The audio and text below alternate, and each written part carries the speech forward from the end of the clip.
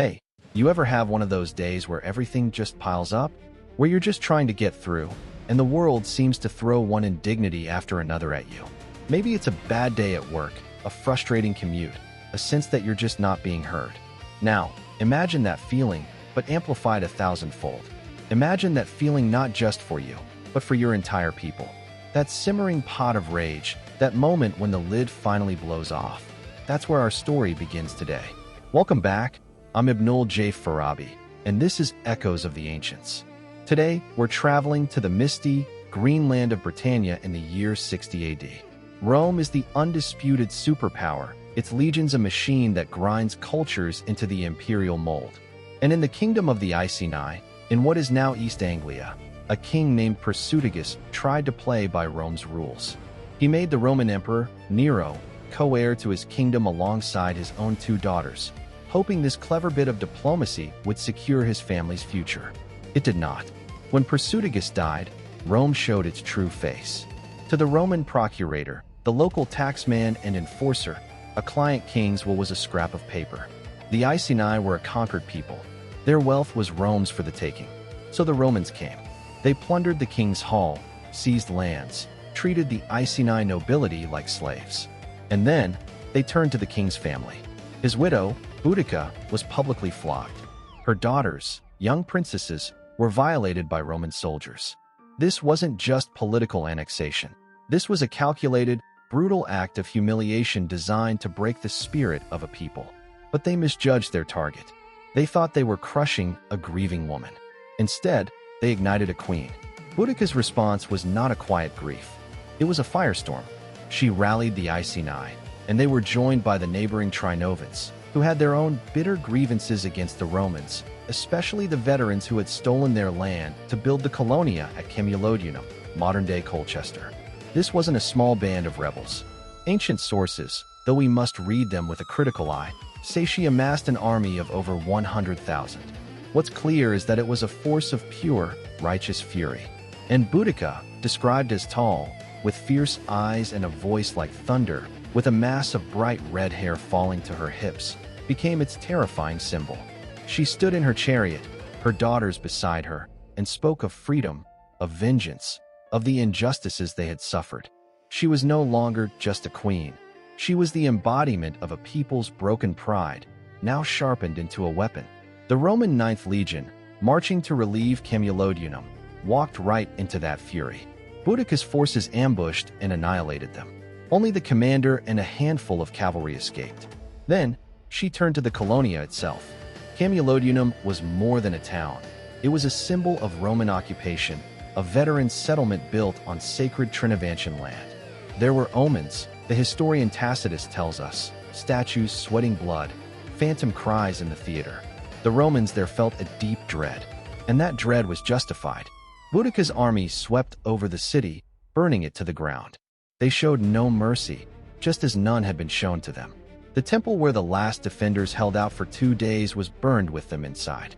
Every Roman and Roman sympathizer was killed. Archaeology confirms this layer of ash, this burning, in the soil of Colchester.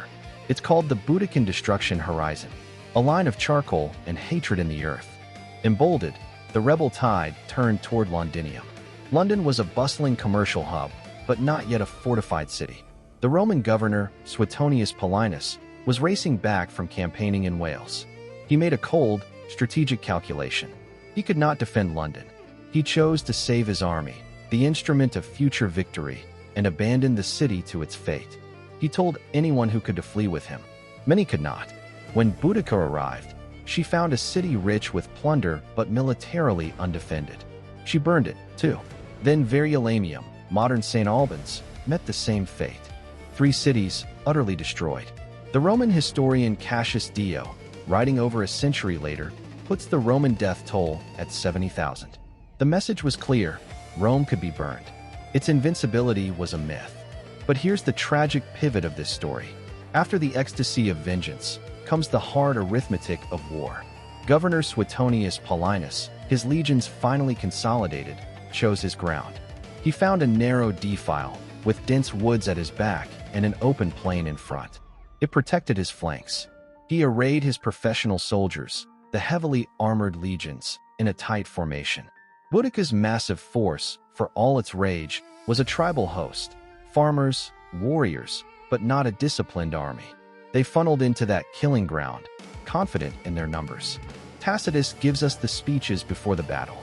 Boudica, riding in her chariot, telling her army to win or die, that a woman could do that, but men could live and be slaves. Suetonius, telling his men to ignore the raucous cries of the barbarians, to keep formation, to use their javelins and short swords. And that's exactly what happened.